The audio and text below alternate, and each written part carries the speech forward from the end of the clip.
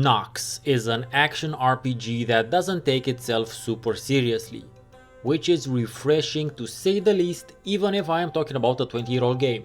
Story-wise, it works both as a tribute and a spoof of the Ultima series, but it was definitely overshadowed by the Diablo sequel that would be released in that same year. Did NOX deserve better and more relevant to our proceedings? Is it a classic? If this is the first time on my channel, welcome, I'm Steven Nonsense, geek culture analyst, RPG pseudo extraordinaire. I bring you RPG strategy and city builder reviews. Please don't forget to subscribe if you enjoy what I'm trying to do here. If you're already a subscriber, welcome back, and remember to click that bell button, it really helps a lot. Much like with other games in this series, I have only played NOX once, when it was released 20 years ago.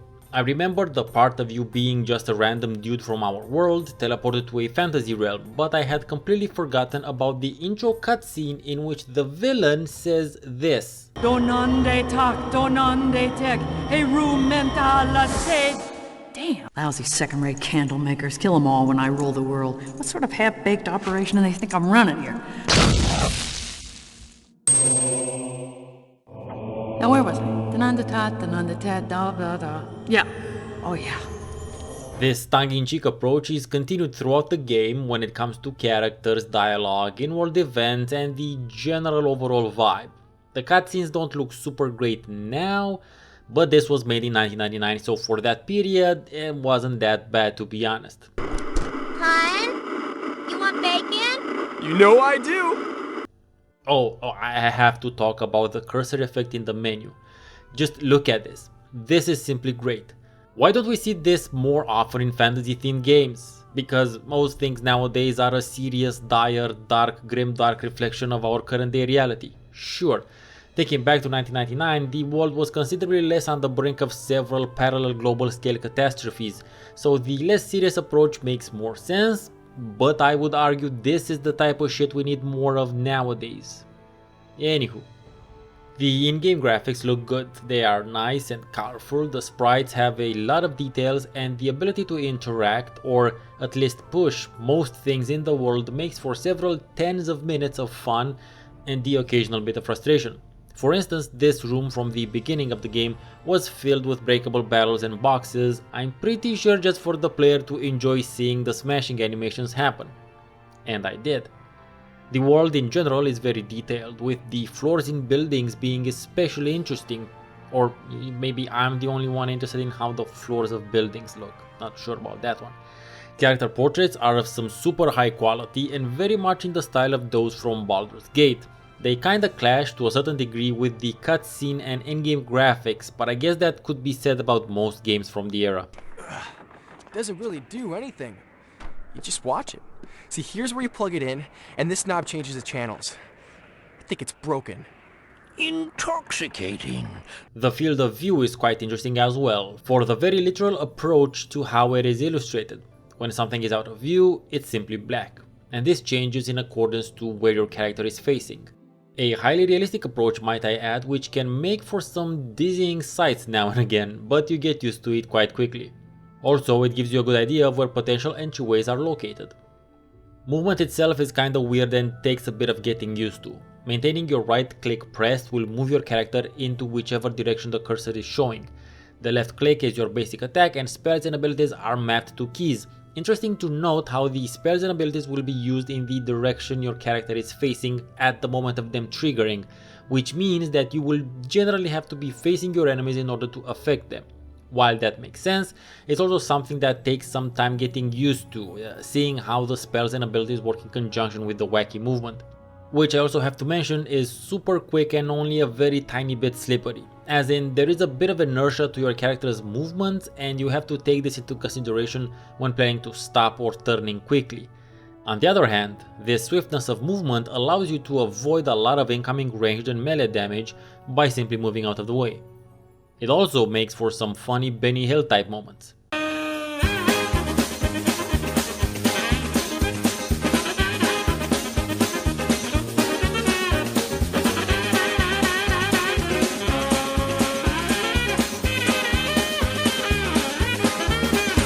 There are plenty of destructible and stashed things around the world, and you will need to pick up and eat all the apples and raw steaks as possible. Mana availability can be a bit of a problem, but with some exploring, stocking up on potions and careful playing, you should be fairly okay. Although in my experience, playing as a spellcaster is kinda like an extra difficulty setting, since it means you have to be more tactical about exploring and attacking, and especially retreating. One cool thing about your character is that you have several layers of clothes and armor, something that is highly realistic but also completely absent from similar games that have a considerably more realistic approach to their design. On the other hand, the game doesn't autosave as often as I've gotten used to in the past decade, so make sure to manually save from time to time. There are 3 classes you can pick, and each of them offers a rather different type of gameplay experience. The fighter offers you the melee experience, the conjurer is there to give you the ranged and animal familiar sort of ranger experience, and the wizard is the full-on spellcasting experience. The story is indeed linear, but that's how most RPGs rolled back then, and while it is linear, there's 3 different ones, depending on which class you choose, and they all have their own endings, so that's pretty cool. But now cometh the question, what maketh a video game a classic?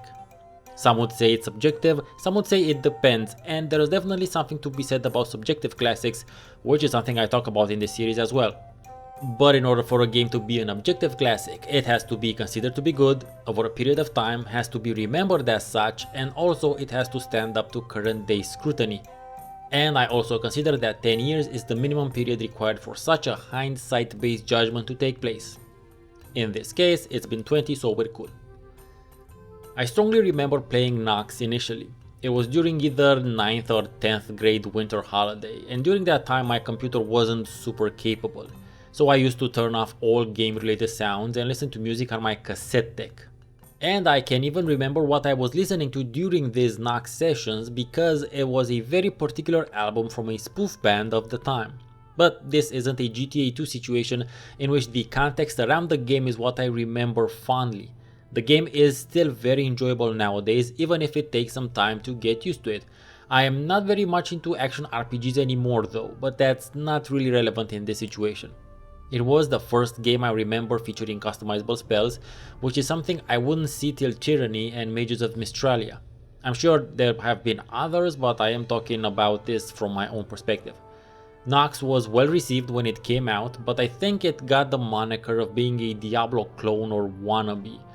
And I also think that Diablo II being released a mere 5 months later kinda killed any NOX buzz that it could have built up otherwise.